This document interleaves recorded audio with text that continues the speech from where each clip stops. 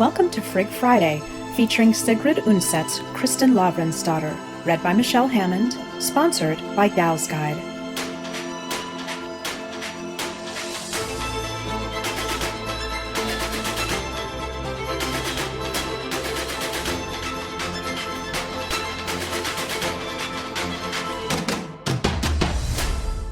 Welcome to Frigg Friday. This is a very special edition. This is where we're actually got a group of wonderful gal pals to talk about the book and also talk to our fantastic narrator herself, Michelle Hammond, everybody. Yay! Michelle has taken on Norway with its beautiful language and 14th century ideals and landscapes and characters of Sigrid Undset's, I probably said it wrong, glorious book, Kristin Lavransdatter, also probably said it wrong, and all of its gloriousness. So first we're going to talk to Michelle. We're going to kind of learn a little bit behind the scenes of how in the world you kind of put together an audiobook, and what are the things that you don't really kind of hear and see, you know, the editing portion, if you will. Right. Because I know that it had to be hard, but what was your methodology, Michelle, my lovely Michelle, for learning the pronunciations? I can't even say pronunciations of all of those Norwegian names. Like, what, how? Well, at first, I just kind of went with my own intuition, which was a bad plan. And that's how I got so many of the names wrong to begin with. The whole first part of the book, I was saying Jørundgaard wrong, which is very embarrassing. So I need to start this whole thing off with an apology to Norway. What is your written statement of apology to Norway? We are prepared. Please forgive me, Norwegian brothers and sisters, for mispronouncing all your beautiful names, all your place names and people names. I'm so sorry.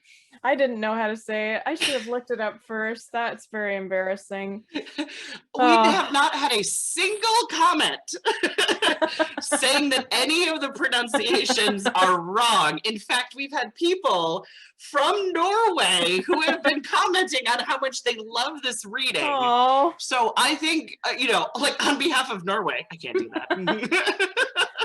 So kind. It's so kind of people, because I know I was doing it wrong. And I know that even after I looked up the pronunciation, I was still probably pronouncing things wrong. I know I probably still was. How did you I did a little bit better. Gotcha. Okay, so I went to YouTube. Okay, yeah, no, that's it's 2021. That's what we do. Yeah, right. And there were a lot of people on there who had like really good pronunciation videos for not just the alphabet, which is where I started, for how to like pronounce that O with the slash through it, and stuff like that. But also just names in general. There were a lot of names on there that were in the book, that were in videos too. So that helped a lot. Fantastic. Look at that. YouTube to the rescue. Right? Some things I knew. Sorry, my cat. Please, no. This is the world we live in. I know. Cats on the internet. It's a big thing. So it's a thing. I think they invented it. Yes. Just to get their message out. We're cute and we run this world. What was it like recording your reading of Kristin Lavransdatter? So I enjoyed the reading part very much, though I learned more about reducing phlegm in one's voice than I ever thought I would. Okay, fair. These are things we don't know about ourselves, right? Right? I did not know anything about that. Okay, enough, Cammy. And also, I never ever thought I would learn anything about audio editing, but I learned an awful lot. My son taught me a little bit about FL Studio, which is what I learned to edit in. I would weirdly record in Audacity, and then I would edit in FL Studio, which is probably silly, but I liked the editing tools in If FL it works, Studio. it works. Yeah. Yeah. So I had a 5-step editing process. Of course you did. Where I would cut out the big chunks first, and then I would successively edit out more and more like little pieces. And finally, at the end, I would have this nice finessed little, chapter. Yes, exactly. Not always, though. Sometimes I would end up with what I thought was perfect, and come to find out I would be doing my final listen through. At the end of it, I would always listen to it through one final time while I was reading the chapter in the book. Gotcha. And I would discover that I had missed a word, or I had read a word wrong. And I would be faced with the prospect of either rereading. It would have to be a whole page, because you can't just put in a word. It sounds completely different. Yeah. Hi, how are you doing? It's always different. Exactly. Always. And I appreciate that. I've seen much movie that haven't not had that attention to detail. So I'd have to reread the whole page, or I would have to let it go, and I could never let it go. Or I'd have to Frankenstein it and take that word from somewhere else in the text and slide it in there. Really stealthy, and it would always end up sounding terrible. You can tell. So it's not perfect by any means. There are many times when I would kind of try to sneak it in. Right. You can always tell where I sneaked it in. So you're fine, honey. Good. None of us are perfect anyway. Sometimes I would re-record the whole page if I if I couldn't find it anywhere else, or right, or it was just really bothering you. It was really bad. So I did a lot of re-recording too. For the last pass. Oh man, it's flawless. It's wonderful. It's so kind of you. But I have to say, so like I had never ever done this before, and so I have new respect for all readers of audiobooks. Amber Jones, oh my gosh. all respect. Amber did our first audiobook of Frankenstein, which I think is so ironic because you're talking about Frankenstein bits and pieces. So nice little shout out there. So and you were our second. Yes. And I'm like going, ladies, it's hard, but you're fabulous. Well, thank you. I had a lot of fun doing it. Yeah. You had a computer meltdown and you had me edit one chapter, only one of the much chapters. Yeah. And I heard how hard you were on yourself. So I in true, listeners, I sent her a message saying, do not be this hard on yourself. You are doing fantastic. There's always another take. Because I could just hear the shame spiral that was happening. And I'm like, don't. You're doing great. So I at least got a chance kind of halfway through to cheerlead you a little bit. Yeah, thank you. Be like, oh, hon, it's fine. Right. But do you have any favorite chapters or favorite passages? I do. Yes. So let me see. I wrote it down here. So I really like part 2, chapter 3, because that's kind of the beginning of the slow motion train wreck. Good way to put it. Yes. And I also really like part 3, chapter 4, because that is this beautiful chapter of resolution and rebirth. Mm-hmm. And we can talk about both of those in greater detail later, because both of those figure a lot into what we're going to talk about. And the narrative. Mm-hmm. And yes. My last question I have for you before we'll open it up and start talking about the book in detail is, did you intentionally develop voices for each of the characters? I absolutely did. Though there were times when I was afraid I went a little too far over the edge with some of them. Nah. So like Brother Edvin, when I was trying to be an old man. How's he gonna do it? I really hope that I wasn't too annoying. And I was also really afraid. I was so paranoid that I would like forget a chapter's or a character's voice from one chapter to another. Right. And then I was afraid that somebody would go, well, that's not his voice. We hang out with too many nerds, don't we? I mean, us being them as well, but. So it's really, because I started this in November and, ended just last week. So, in April. So. And that's trying to remember a voice that doesn't show up in every single chapter either. Right. Because these characters like go away and come back. So yeah. Yeah. So I was really, really afraid that I was going to forget somebody and then have the wrong voice or whatever. Oh goodness. So I hope they weren't annoying. I hope you could tell them apart, and I hope that they were consistent. See, exactly. I mean, and that is a good spot. We'll open it up to our glorious discussion roundtable. So with me, I will go one by one, and you can tell Michelle that no, her characters were lovely and she did not screw it up. So we will start with Mona. Mona, you want to introduce yourself and give a little kiss up to Michelle? Yes, I am Mona. I am head volunteer at Gals Guide Library. I've enjoyed listening to you read very much. Like I said, I don't think I could have made it through reading this book without your beautiful interpretation of the words, honestly. And I appreciated your different voices.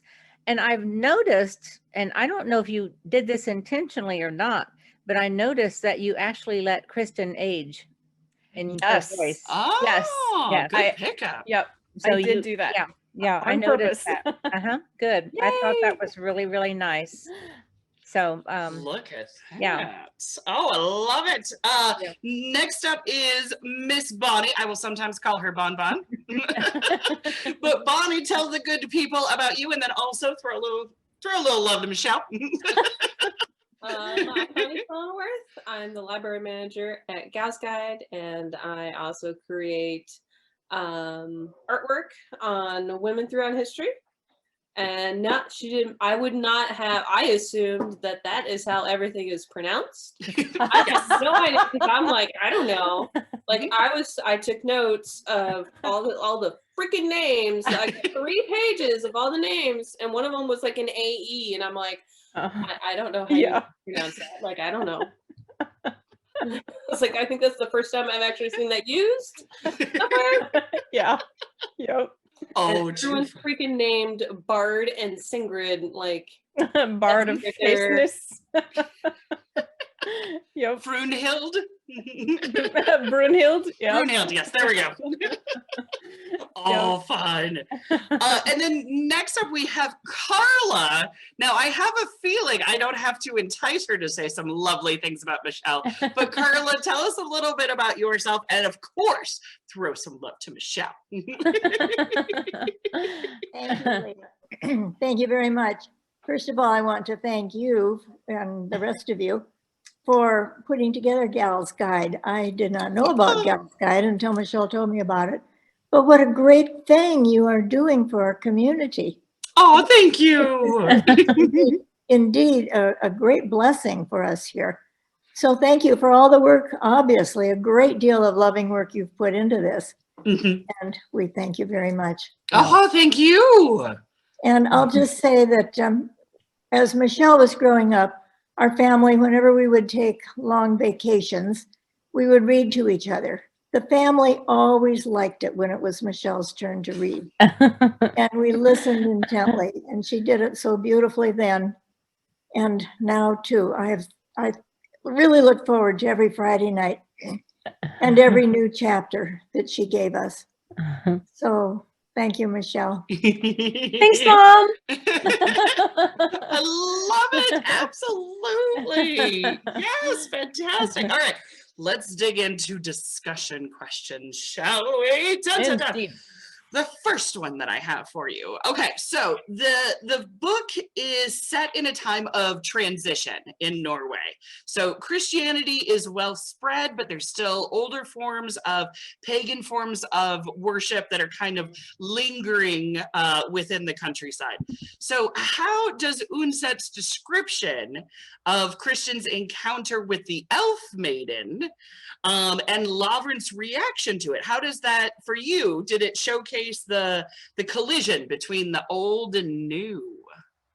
Yeah, absolutely. There's a lot of that in this book. Mhm. And it goes on actually through the other two books in the series also. I thought it might. Yeah, yeah. And, you know, this was very prevalent in medieval times, that it was very much a collision between the new belief coming in of Christianity, of Catholicism, but people were very hard pressed to let go of their old beliefs. Yeah. And so kind of superstition was almost intermeshed with their Christian beliefs. And so they would embrace their Christian beliefs, but there was always a little bit of paganism interwoven with that too. Sigrid Undset was Catholic, and she got a lot of comfort from her beliefs, and so she wrote that into her books. Yeah. And I think that is why Kristin in these books, and especially at the end of these books, got a lot of comfort from that herself too. It was like a soft place to fall, but then also it was familiar. Yeah. In the beginning of the book, when it's almost like, I don't know, that whole incident with the elf maiden, you kind of wonder if she's setting up this picture of Christianity as not a real thing. It's almost, it kind of has the flavor of a fantasy a little bit. Yeah. But much later and throughout the book, really, you get the idea that Christianity is strengthening. And you get that much later through the series as well, that the old world is fading away and the new world is beginning to take hold. I almost wondered if it was, even for me, I thought it felt like as we were growing up with Kristin, we were kind of seeing how Christianity was kind of getting more of a stronghold as well. And for me, it almost felt like her childhood innocence was almost like the pagan side of it. And she was slowly losing that innocence into more responsibility and morality and things like that. I almost wondered if it was the story was kind of set in that time to have that dichotomy of old and new transitioning within the character. Oh, yeah. Yeah, very much so. My thought. It's a good thought. I know. What did you ladies think? Well, I had one question. Kristin had been drinking some ale, as all the others had as well. Did that influence her perception of whatever it was that she saw? Oh, yeah, I see what you're saying too. Yeah, it could have. I wondered if it was kind of a mirage a little bit there in the beginning, if she saw what she thought she saw.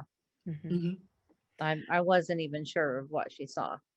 I liked how the author tied it in also to the very end of this book, where she's looking at her reflection during her wedding, or not during the wedding, but right before her wedding, when she has the crown on her head too, as though, is this also an illusion? Am I just imagining this as well?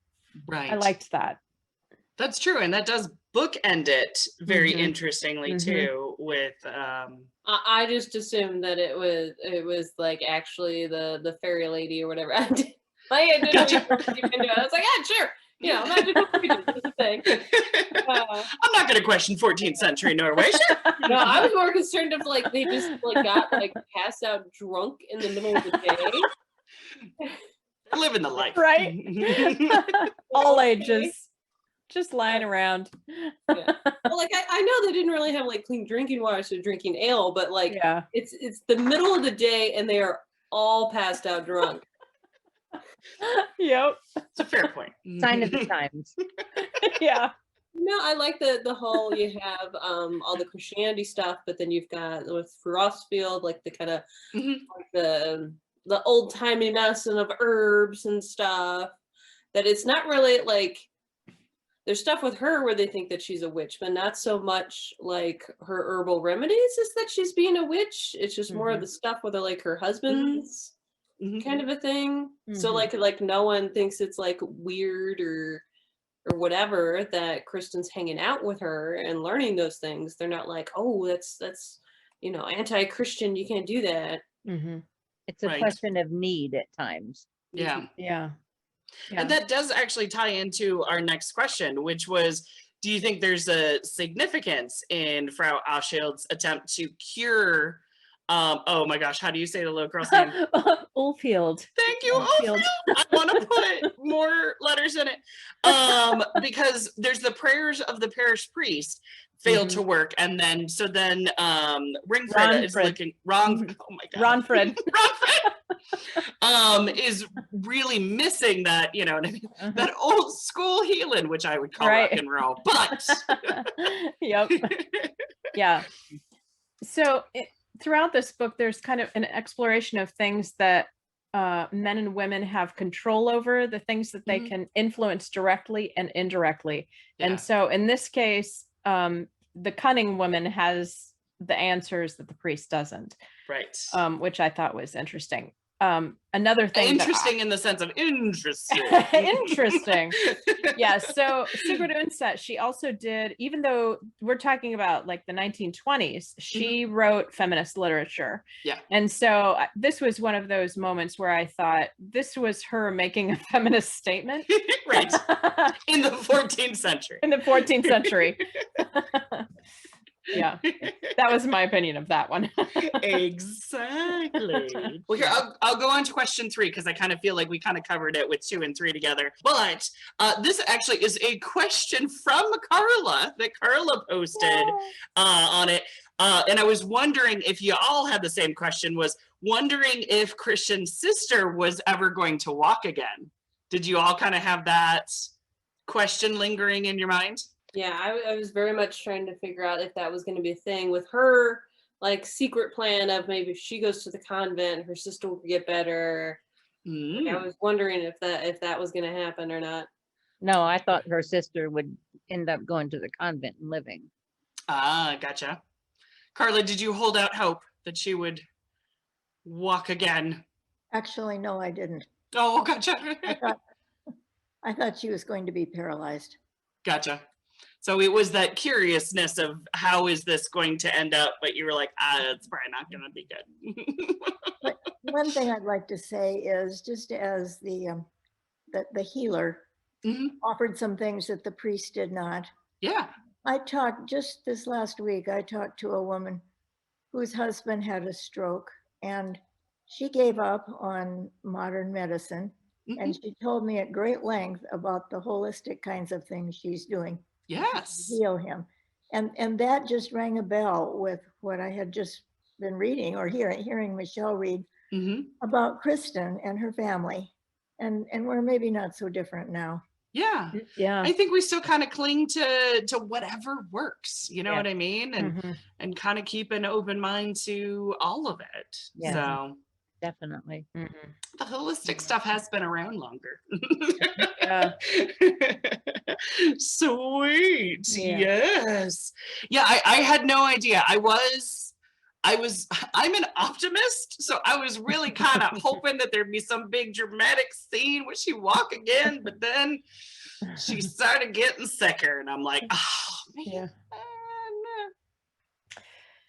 Yeah. I was a pessimist about the whole thing. The first time I read this book, I thought, oh, she's just going to die. Right. So I didn't have any hope at all for that. I was surprised she lived as long as she did, honestly. I was like, this is a book about medieval era. She's not going to make it. How old was she when she died? I don't even know. Oh, goodness. She was, I don't remember. Did she make it to teens? Tweens? I think she was tween. There we go. Okay. Yeah. Because she was still the quite little. Yeah. Yeah. She was pretty young. Oh man. Let's see. Our next one is, does Kristin agree too quickly of her father's selection of Simone, right? Simone. Because I was reading ahead and I started doing Simon, and then I started listening again, and I'm like, Simone, crap, was that Simon the whole time? So that was me. I was doing, like, because if it was a slow day in the library, I just grabbed the book and I was just gonna start reading it. Didn't she really have a choice? Right. Yes, exactly. Yeah. Of her future husband. Why do you think she may have appeared too quickly, or? But yeah, that's a good point, Mona. Yeah. Did she even have a choice? I don't think she had much of a choice. I mean, men made all the decisions back then pretty much anyway. And I think at that point in her life, she trusted her father too. She was still pretty young and innocent, and she thought that her father had her best interests at heart. But also at that point, Arno was gone. Yeah. So it wasn't really going to be an option. It wasn't like, but there's this other dude. Right. She didn't really have another option at that point. And he never was anyway, because he was not of her class. Correct. Yeah. She liked falling for the boys who were not necessarily in her in her class. Right.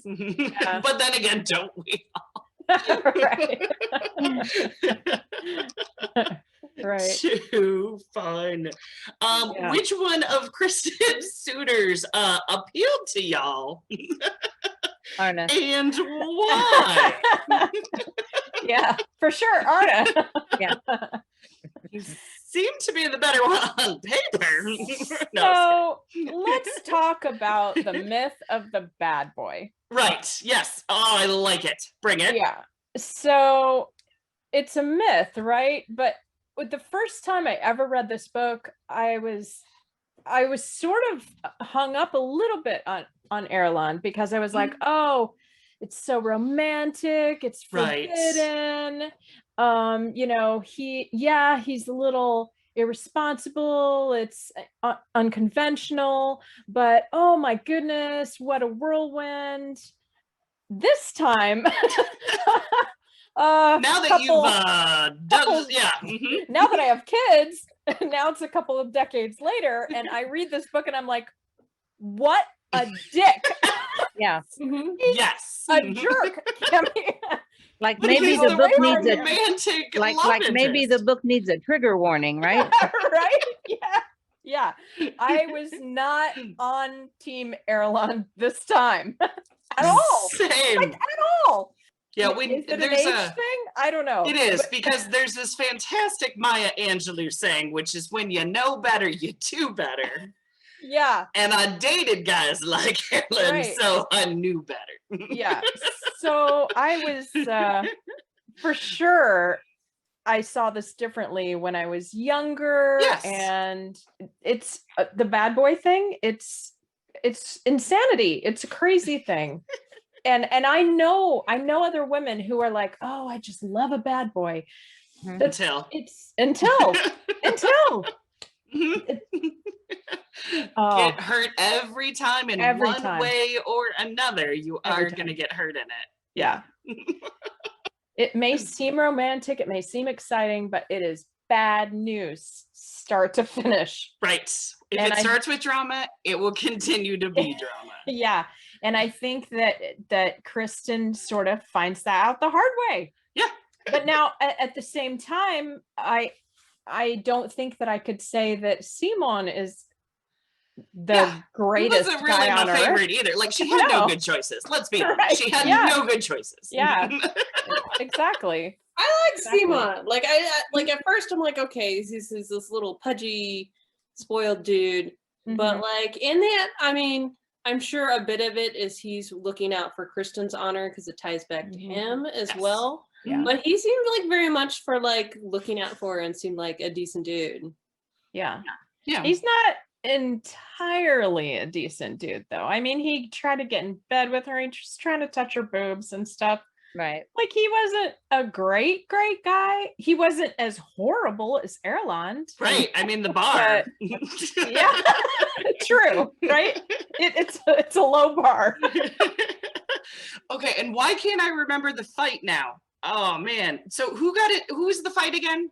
with no. Arnie and Yes, and was that and Bentine. Bentine? Thank you. Right. Yes. I'm like going, wait a Bentine. minute. There was anotother one, and they Yeah. died within this. So I was like, what was that again? Yes. Yeah. So Arna and Bentine fought, and For her Arna honor. died. Yeah. Right, exactly. In a kind of duel of the fates kind of scenario. Right. Exactly. Yeah, a bar fight. Yes, there we go. Yeah. Because Bentine was being a jerk and implying that Right. Kristin was, Sleeping around. and Arna wouldn't hear it. Because it seems like that's the best way to destroy a woman is just start a rumor that she's sleeping around. Right, And it's right. like, oh, cool. Because you Yeah. can't defend your honor necessarily in that. It's Yeah. like, no, I wasn't sleeping with him. I was too busy Yeah. sleeping with this other dude. Yeah. One of the things that made me angry every time I read this book was the idea that everything that can be blamed on a woman gets blamed on a woman. Right? Being a witch. Yeah. Yeah. Sleeping around. Yeah. Lying falsehoods. Yeah. Yeah. Right? It's all her fault. Exactly. Everybody in the valley thinks that she's, just a little hussy or whatever. Right. Just because Bentine talks too much.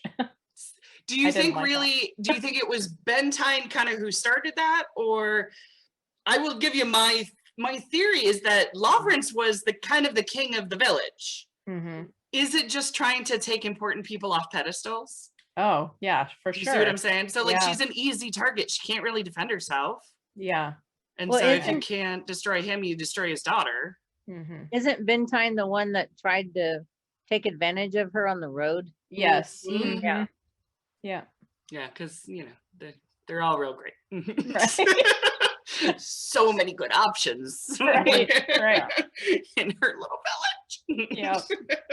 Yeah. This is very true. So when she turned him down, that was when he started rumors and Yeah. Yeah, they said that he, after that attack, went to the bar and was just telling everybody. Mhm. Mm-hmm. Ironically, I've been there. Telling people how he got, a giant bruise on his face from the rock. Mhm. I was listening to that on the way into work the other day, and the book had been pretty calm until then, and I'm like what? I'm yelling. And she pokes him in the eye. I'm like, yeah. Do y'all think that Arnland took advantage of Christian's innocence? You know what I'm talking about? Yes. Or do you think it was okay? All right, Bonnie, go for it. He's 28 or something when they met? Yeah. She's 16 or 17? Yeah. No. It is creeps. Yeah. And he knows that he meets her, she's wearing nun clothes. So at the very least, she's has to assume she's in training to be a nun. Mm-hmm. And then later he finds out she's betrothed. So that's double no. Dude, go away. and he has a mistress and 2 kids. Right. But he claims he doesn't want to be with her. Now that makes it matter. okay. He has a mistress and 2 kids. Yeah. A mistress who's married to somebody else. He's not a good guy. I'm not convinced that final, she said she was pregnant again. I'm not sure if I believe it's the other dude. If he was staying at the house and he kept talking about how he can't be there, so he can't be tempted. Mm-hmm. I'm not so sure that wasn't his kid. Mm-hmm. Mm-hmm. That's a whole other book. 2 and 3. Uh-huh. Right. We will never know. So I feel like Kristin sees Simon as the choices that are made for her. Right. And Erland, even though it becomes a complete train wreck later on, That's her choice. I feel like that's her choice. Yeah. That's the choice she's making for herself. I get So that. even though it's absolute chaos later, and she even has second thoughts about it later. Yeah. I think which of us made wise decisions when we're 16? All right. Yeah. Yeah. But I think that's why she sticks with him Yeah. through I can to see the that. end. is because she's like, I don't care. This is the choice that I made for myself. Nobody else made this choice for me. And so I'm seeing it through to the end. And she fought for it. I don't think so. I think she stuck with him because she got pregnant. Well, that wasn't until the very end, like Yeah. right before they get married. Because there was the 2 years of waiting. Well, Or yeah. the long waiting of basically, I thought of it as she's just sitting there holding her breath. No, Dad, I won't. You know what I mean? It was just kind of like sitting there holding her breath until he said it was okay to marry him. And I was like, whatever, you're like 18. That's probably what I would have done too. Yeah. I think that she maybe believes that they're her choices, but at the end of Erlon's making all the choices. He's deciding where they meet, what they do when they meet. She's just along for the ride. Like none of this is like her idea. But he is smooth talking though. My goodness, he says some of the right things. Yeah, he does. The right time. He does. And her father sees this too and wonders, once they get married, is Kristin ever going to be able to stand up for him? Right. He even says that. So at the very end of part 3, he says, okay, so I have it here. Yes, bring it. We got to talk about this last chapter. Yes. Okay, I got it marked. So he says, I'm reading from the old version. Yes. Yeah, the old timey version. So this isn't going to sound like the version I read, just to warn you. So, because Lavrans makes this kind of dire prediction for her. He says, he has her wholly in his power. He that has never been man enough to rule himself. 'Twill go hard with her before she finds courage to set herself against aught her husband wills, and should she one day be forced to it, 'twill be bitter grief to her, my own gentle child. Yeah. So here's my question. Do you think that is an accurate representation of what's going to happen? Do you think that Kristin does lack the will to stand up to Erland? Or considering that at the end of this book, Kristin pretty much got what she wanted, she does have the will to stand up to Erland. Oh, sorry, I heard that. There was an exclamation point of a kitty going, yes! Yeah? That's essay. I'm curious to know what you think. I think so. I think it's both actually. So I think she got what she wanted. And I think as she grows into her confidence and let's just say her maturity and womanhood, because she's still quite young, I think she will find it. I am hopeful that she finds it. Because there's a book 2 and a book 3, I feel like there's more reason to feel like she found it. It's like if it ended here, it'd be like, what the hell? But because it continues throughout her life and throughout her growth and things like that, I feel like she's going to go through a whole bunch of crap. Yep. And what is it about women? You never know how strong they are. They're like tea bags. You don't know how strong they are until they get in hot water. I feel like the more hot water situations, the more she's going to know better and do better. And grow. Yeah. Yep. So she's got it in her, just not right now. Yeah. That's my thought. What do you ladies think? She had a pretty, like, when the going got tough, she kept a pretty cool head about everything. Like when she realized those 2 boys that were leading her back after the Panther attack. Yes. That something was wrong there. She was able to like try and take control of the situation and diffuse it like in the best way that she could as a lady. She's like, oh, thank you. Like, just go away. She is her father's daughter. You know what I mean? She does have that I'm just gonna go with je ne sais quoi. Right? Just like smack him in the face with her coin purse. Like, here, you want a purse? Boom. Yeah. Right. She's got a can of mace in her purse. Wait, wrong. Sorry.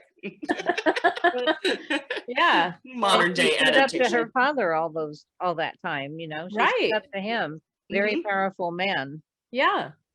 But when Laura was setting up her betrothal, there was something that came up with about how he didn't like raise her to run a property. Like he wanted her to just sit back and do nothing all of her days. Like that's like who he was choosing for the betrothal. And that seems weird to me. Run everything for her. Yeah. You didn't have to do anything.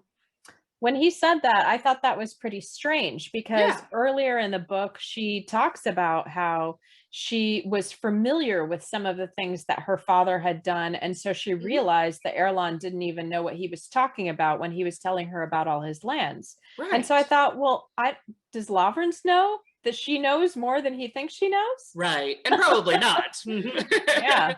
How many fathers have sold short their daughters' abilities only to be surprised by them? Yeah. Yep, exactly. Okay, now let's talk about the weirdness that is that last chapter, because, and I will give you my, it's the gorgeous wedding. By the way, huge spoilers at this point, people. Oh, of course, yes. For my what the hell last chapter scenario. Yep. And then I just want to see what y'all thought. They had alluded to the fact that they were not each other's first choice before. But that whole, first, I have a lot of problems with this.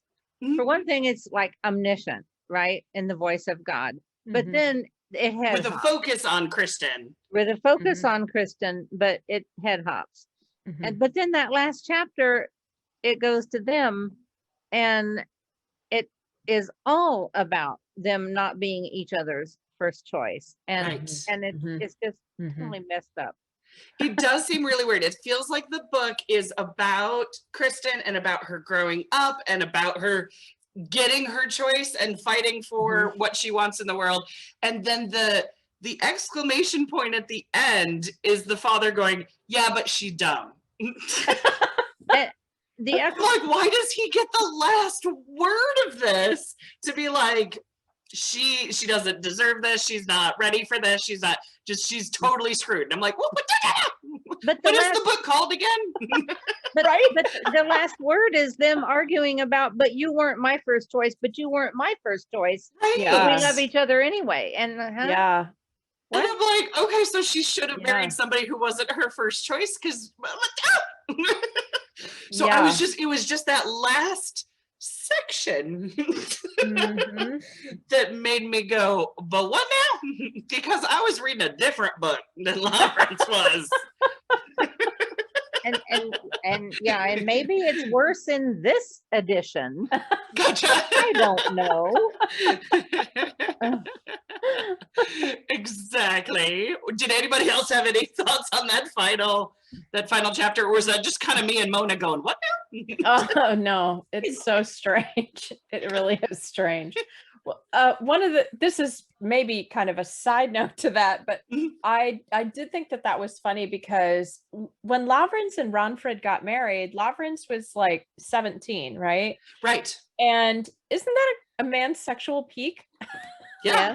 17, 19. Right, 17. Right. And he was like, I just wasn't able to give you what you were wanting. And I was like, what are you talking I know, about? right? Like, what, flowers? I did think confidence? That was funny. It could have been maybe confidence. he wasn't emotionally ready yet, I guess. There you go. I think that's what he's referring to. And that's fair. Yeah. But she was older and she wanted stability and commitment. Yeah. But he wasn't just couldn't go there. Choice. He wasn't. So it was weird. So it almost seems like they're saying, well, you weren't my first choice. I wasn't your first choice. We have a good marriage anyway. And that's why Simon was the right choice. Right. But that's not what happened. And yet through this whole thing, Ronfrid is the one who, like, she's the first one who sows the seed for Erland in his head. The very first one. She says, my gosh, I can't remember the chapter, but she says, many a man greets his son-in-law and does not know it. Yes. Right. Yeah. That's the first time that she said, and he, of course, he flips out and he's like, what? What are you saying?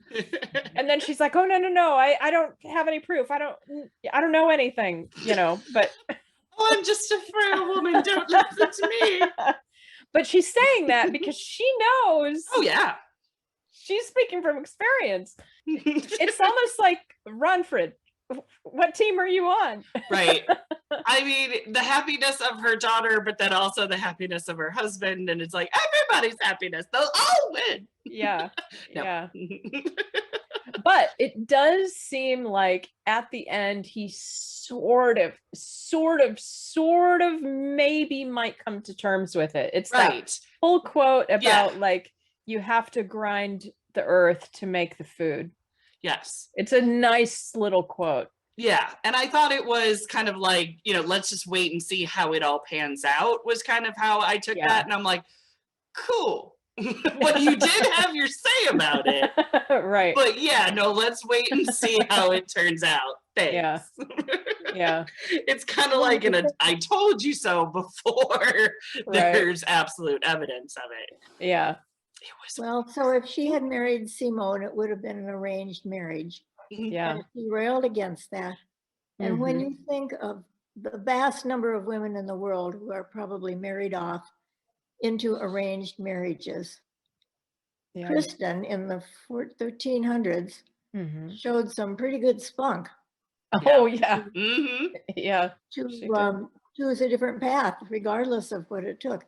And I'll bet she was probably the only one in that community at that time. True. That made that choice. I bet almost everybody else just existed. Right. In marriages that they had not themselves chosen. Yeah, very true. And you do wonder if it's because of whose daughter she was. She was the daughter of kind of a leader within the community. So, I don't want to say that sense of entitlement because that's really not what it is. But just she had a powerful role model to kind of try to emulate herself of, even though she was a girl. And there was much more rules for girls. Yeah. We're getting close on time because we don't want this to be longer than one of the longer chapters of Frig Friday. So I am going to ask, did anybody have any favorite quotes? I don't know the words exactly, but when they bring back Arnie's body and Arnie's mom is going ballistic, and Kristin's mom had sent her with some linen and fresh bread and some other stuff.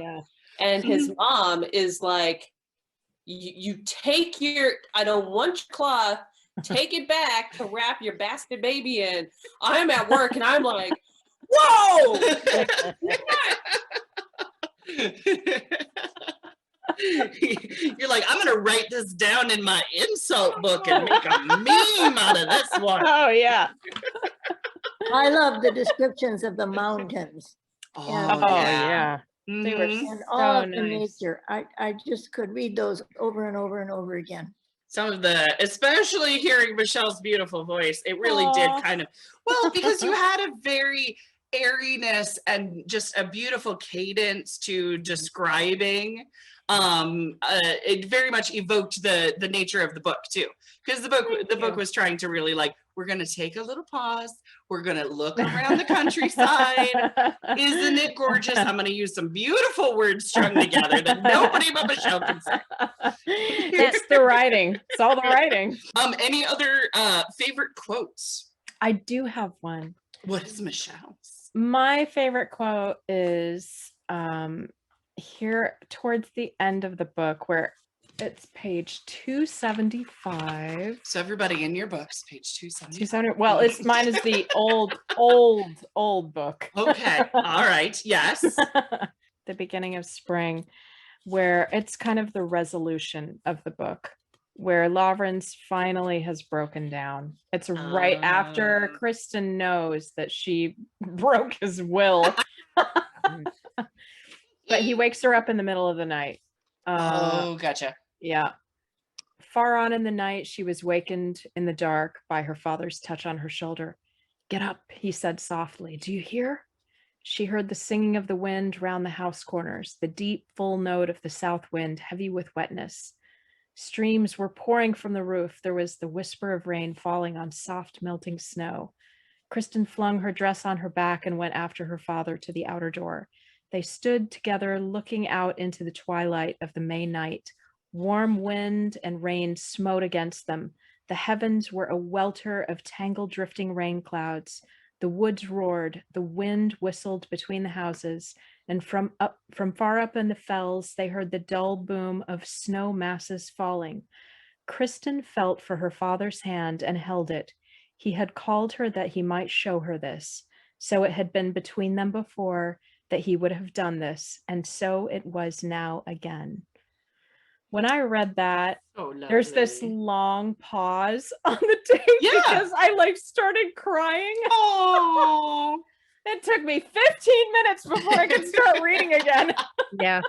You're like, now there is a tearful interlude. Yeah. I was all phlegmy again. Of course. Bringing the phlegm back again. Oh. Yeah.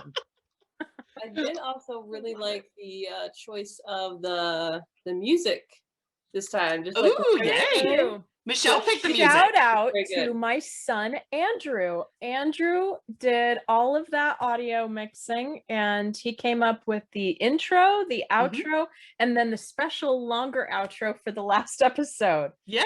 So shout out to Andrew. Woo woo. Thank you, Andrew. Gorgeous. I loved the music. For the music, I loved yes. the music. I'm going to have just a couple more questions for you. If you could sum this book up in one sentence, how would you sum it up?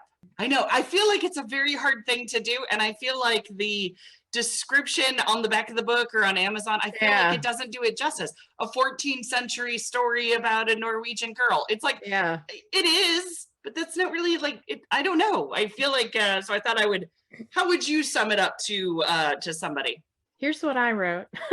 I don't know if this does it, but I wrote a tale of love, desire, will, and tradition in medieval Norway during a time when fledgling Christianity and pagan superstition held equal sway over a populace living their days and nights at the whim of Mother Nature. That's wonderful. Oh, look at that. Who is brave enough to follow that one?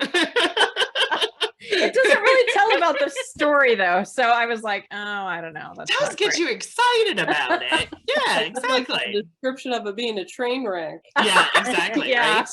Right. This is very true. You could just say it's a slow motion train wreck. Yeah. I mean, I know I would say how it starts is not how it ends. And I know it starts slow. And then once it grabs you, it does not let go of you.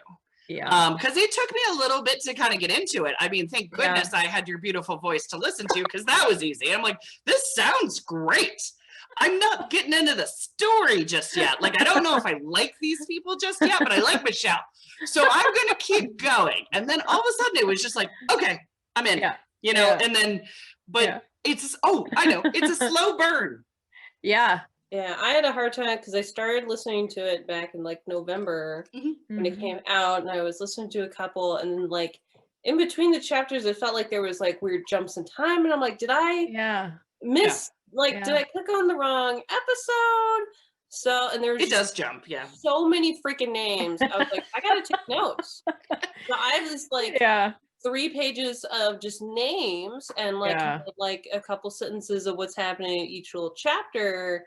But then at one point where Erlon is like, oh, didn't my aunt tell you about whatever? So then he's bringing in a whole nother like set of people, and like the way that I had to listen to it like 4 times because I'm like, you mean your grandma?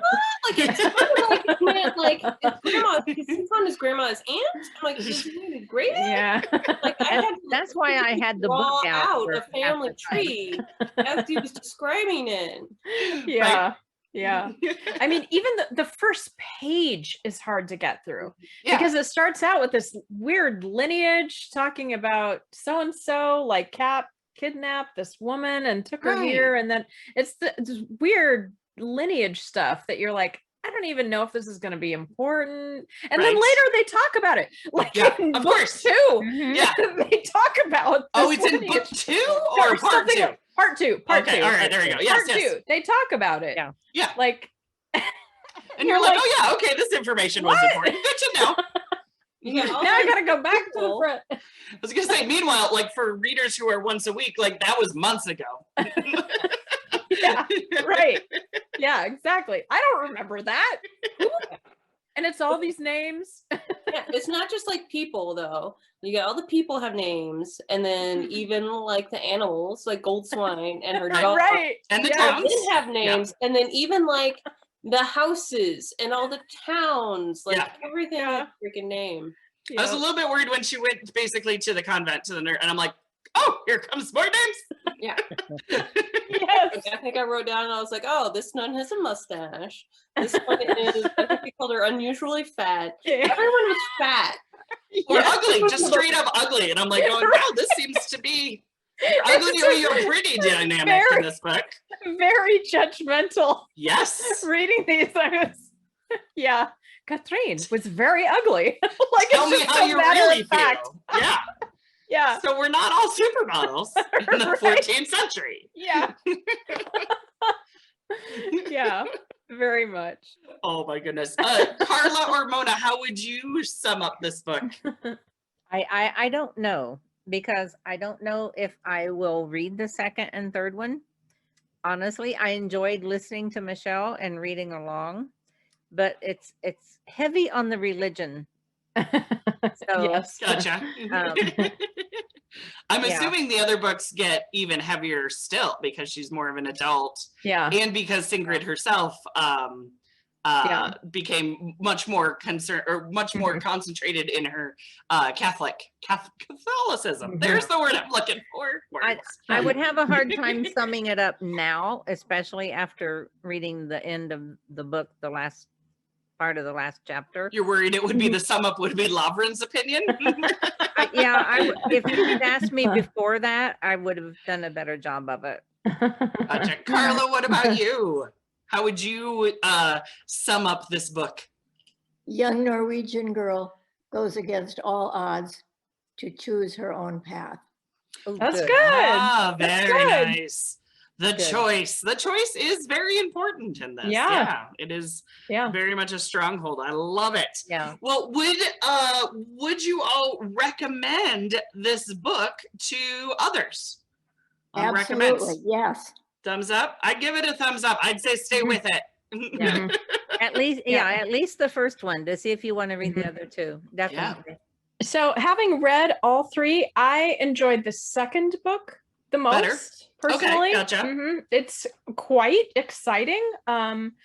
Both Erland and Simon are major players in the second book, and it takes place against a backdrop of the political intrigues that were actually happening at the time in Scandinavia. And in the second book, Kristin kind of transitions to adulthood. She's in charge of a household. She's becoming a wife and a mother, and all the challenges that presents. She still bears a lot of guilt for all the wrongs that she's done others. And she believes that by building an honorable household, she can kind of atone for all her past sins.